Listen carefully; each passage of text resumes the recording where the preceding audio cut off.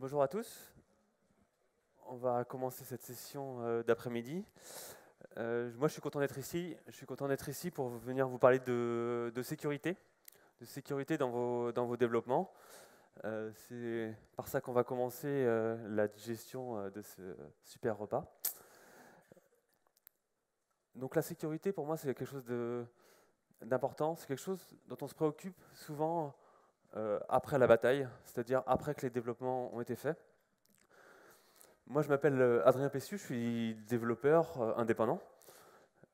Ça fait 10 ans que je travaille, ça fait 10 ans que je traîne mes oreilles dans les open space et j'entends de temps en temps des grosses catastrophes, les directeurs qui déboulent dans l'open space en disant bah voilà, on a été piraté, ou alors c'est la catastrophe, on a eu une audit par le client et on a plein de failles, c'est pas normal, qu'est-ce que les devs ont fait? Pour éviter ça, il faut se préoccuper de la sécurité avant le développement, pendant la conception, le choix de ses composants. Il faut aussi s'en préoccuper pendant le développement. Ça devrait être, comme les tests unitaires, faire partie du développement. Est-ce que notre code est sécurisé? Est-ce qu'on s'est prémuni de tout ce qu'on pouvait faire avec les frameworks qu'on a? Donc je vais vous parler de CORS, d'XSS, de CSRF, d'injection SQL. Je ne vais pas pouvoir être exhaustif pendant ces 15 minutes. Je vais essayer de vous alerter. Je ne vais pas pouvoir vous apporter des solutions miracles parce qu'il n'y en a pas. Chaque faille, chaque correctif, chaque paramétrage, chaque framework est particulier. Donc il faut essayer de s'interroger et avoir la curiosité de regarder quelques éléments de sécurité, comme par exemple, du coup je vais commencer par le CORS. Donc le CORS, c'est Cross Origin Resource Sharing, donc on partage des ressources. Avant, dans le web, on faisait ça. On avait un ordinateur, on passait par Internet, on accédait à un serveur pour aller chercher son texte, son contenu statique, ses données, son JSON, son XML. Mais voilà, le web s'étend, on a un serveur pour les ressources, on avait besoin de partager certaines données entre différents sites. Et donc on est venu, enfin c'est pas moi, la communauté web est venue en 2004, il me semble, par un projet de la W3C pour définir ce que était le CORS. Et donc c'est le moyen d'accéder à un autre serveur que celui qu'on consulte. Donc on va faire quand on fait une requête, si on fait une requête en définissant dans le header juste le contenu, bah là ça ne passera pas. On va avoir une erreur, comme on trouve au début des développements web, erreur, CORS. Donc ça, ce n'est pas une erreur qui est là pour nous embêter et pour nous faire une configuration. C'est vraiment utile.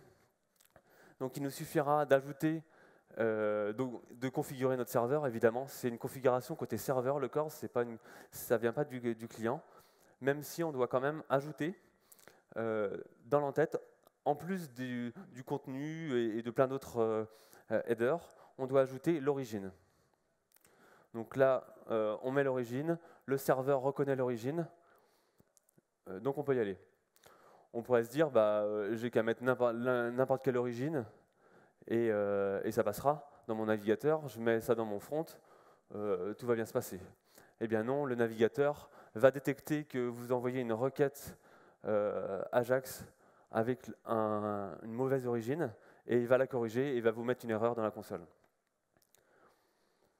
Au mieux. Sinon, il va carrément mettre des alertes et du rouge. Et donc, le CORS, il faut bien le configurer côté serveur. Il faut bien le configurer. Alors, attendez, excusez-moi. Hop. Et pour éviter d'avoir un mécanisme qui dit j'envoie une grosse requête post avec plein de données, et finalement je me fais arrêter par le premier filtre du serveur, le premier filtre CORS, et je vais faire une requête qu'on appelle une requête pré-flight, c'est-à-dire que je vais faire une toute petite requête où je vais juste demander, voilà, je voudrais envoyer sur ce serveur-là tel attribut dans mon header et avec telle méthode HTTP. Donc post, get, delete, put, etc. Et du coup, je vais faire une petite requête qui va me retourner toutes les autorisations et ensuite faire ma vraie requête. ça m'évite de trimballer beaucoup de données pour rien. Et donc c'est pour ça que quand vous faites du développement web, vous avez deux requêtes, une requête option, c'est la preflight, et ensuite la suivante, celle que vous voulez faire. Et donc si je configure mon serveur pour autoriser le CORS, donc je vais pouvoir... alors ça, ce sont les entêtes qu'on va pouvoir configurer dans la requête. Donc Access, Control, Request Method et Headers, ce sont les paramètres qui me sont retournés par la requête preflight. Et ça, c'est toutes les entêtes de la réponse de ma requête concernant le CORS. Donc quelles sont les méthodes, quelle méthode d'authentification, la durée, etc., etc. Quand je vais configurer mon serveur, je vais lui dire, en développement, je vais lui dire, on autorise tout. Mais ça, c'est pas terrible. Et même pour du développement, on autorise localhost. Le problème avec le CORS, c'est quand c'est mal configuré. C'est-à-dire qu'on va pouvoir utiliser des appels en curl ou en post directement, parce qu'on ne peut pas le faire avec un navigateur, ou alors on peut le faire avec un module complémentaire qui s'appelle CORS Anywhere, qui sert de proxy et qui va pouvoir mettre l'origine que l'on veut et pouvoir attaquer un serveur mal configuré. Et donc, il faut bien configurer son serveur. Donc, à votre avis, est-ce que ça fonctionne? J'imagine que je fais une requête à partir de Google, c'est moi qui maîtrise google.com. Et donc ça ne fonctionne pas parce que si on met un autre nom de domaine qui commence avec un préfixe, du coup, je pourrais accéder à mon serveur. Ensuite, ça, je me dis, je ne vais pas faire avec les sous-domaines, je vais faire juste les requêtes à la fin. Et ça ne marche pas non plus, puisque si je fais un autre sous-domaine de sous-domaine de sous-domaine, ça ne marche pas non plus. Et donc le domaine, il est bien. Donc là, je n'ai pas le domaine en entier, puisque le domaine, il est caractérisé par. L'origine, elle est caractérisée par le protocole, donc HTTP, HTTPS, le domaine, sous-domaine, le TLD et le port. Donc là, le port par défaut, c'est le 80. Donc quel est l'intérêt de CORS? Eh bien, c'est de limiter la surface d'exposition. Un des principaux problèmes en sécurité, c'est justement de limiter cette surface d'exposition pour éviter les attaques. Et les attaques, elles peuvent venir de failles, d'autres failles, notamment des failles XSS, justement, que nous allons voir. Donc XSS, c'est Cross-Site Scripting. Donc c'est pas CSS parce que CSS c'était déjà pris, donc ils ont pris autre chose. Le cross-site scripting, donc sur le nom, il y a une petite ambiguïté sur Internet, ça fait un peu débat, sur la définition aussi, mais grosso modo, c'est un moyen de détourner un site Internet par un petit script, donc JavaScript principalement, mais c'est un détournement du site. Pour accéder à des données, pour détourner l'utilisateur vers un autre site, et après, la limite, c'est notre imagination. Donc, on va faire un petit exemple. Donc, là, j'ai fait une petite page, on ne voit pas très bien, mais c'est juste une page qui retourne... en fait, je vais faire un header, ça retourne, par exemple, j'ai un paramètre qui s'appelle name, et du coup, ce paramètre, il est affiché dans ma page. Donc ça peut être tout à fait classique. Mais par contre, si je rajoute une balise script qui affiche un alert du contenu des cookies, et bien là, ça affiche mes cookies. Donc ce sont bien mes cookies. On voit que j'ai ajouté le cookie defest Paris Rocks qui est affiché là. On va me dire, oui, alors comment c'est possible une telle faille? J'ai fait un script qui va récupérer le paramètre avec le window location. On récupère avec un regex les paramètres, et après on l'affiche avec un document.write. Donc ça, on est en 2019, c'est plus vraiment d'actualité. Vous allez me dire, moi j'utilise Angular, React, Vue. Donc je ne vais pas faire ça, évidemment. Qui dans la salle fait de l'Angular? Du React? vues. On n'a pas beaucoup de vues. Mais je vais vous montrer un petit exemple avec React. En vrai, j'en ai pas avec Angular, mais... Donc là, c'est le même principe. J'ai un composant qui affiche le paramètre qui est en haut. En fait, j'ai dans mon URL, dans le routeur, j'ai feature, et ensuite un paramètre. Donc là, c'est DevSpaRI. DevSpaRI est affiché ici. Ensuite, si je veux... Alors, j'ai ma petite gratte qui est là.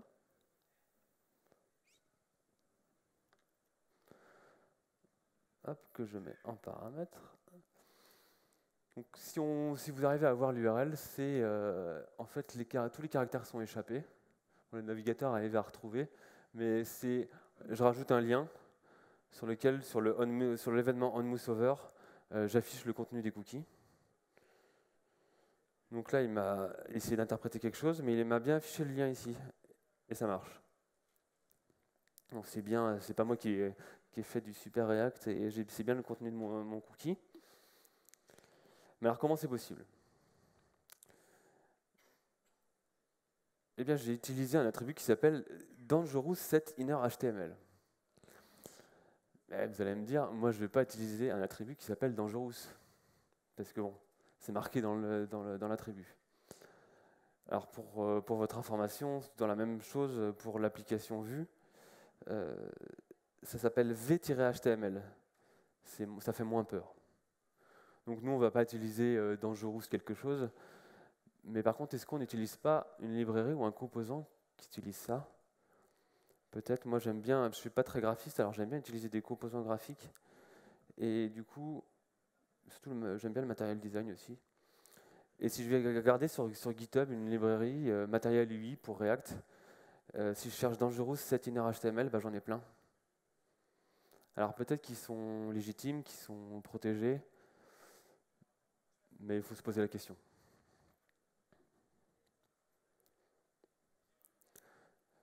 Donc voilà mes exemples. Donc les attaques possibles, on va rediriger notre utilisateur vers un faux site qui ressemble exactement en faisant un changement de l'URL.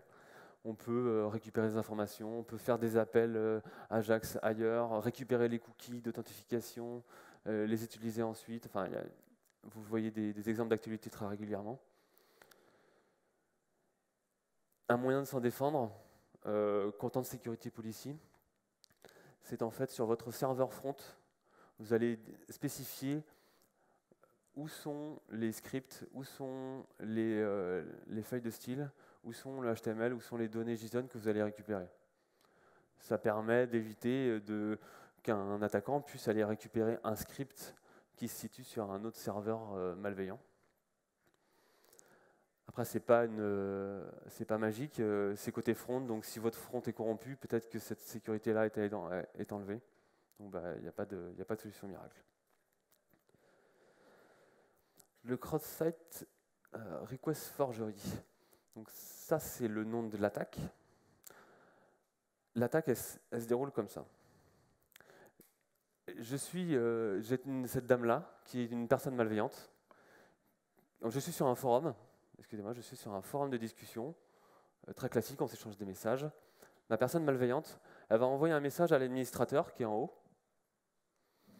Donc un message, ça peut être caché dans le texte avec une faille XSS, ça peut être caché dans une image, ça peut être dans plein d'endroits. Et l'administrateur, en ouvrant ce message-là, va exécuter la requête qui est ici et qui va supprimer la personne qui est ici et que la personne malveillante n'aime pas. Donc comment on peut s'en protéger? Le problème avec cette URL-là, c'est qu'elle n'a pas été construite par le serveur du forum. Elle a été construite par ma personne malveillante. Et donc on va rajouter un token à la fin de toutes les URL, et ce token-là sera vérifié quand l'URL sera exécutée. On va vérifier que le token est bien légitime, qu'il a bien été généré sur un serveur légitime. C'est ça le CSRF, c'est pas juste une conf Spring qu'on rajoute dans Spring Security et on se dit c'est bon, on est protégé. Il faut faire attention. Il faut bien rajouter le token dans toutes les URL. Après, c'est pareil, c'est pas magique non plus. Si la personne elle a réussi à exploiter une faille XSS, peut-être qu'elle va peut-être pouvoir aller lire un token qui est quelque part dans la page et pouvoir l'utiliser.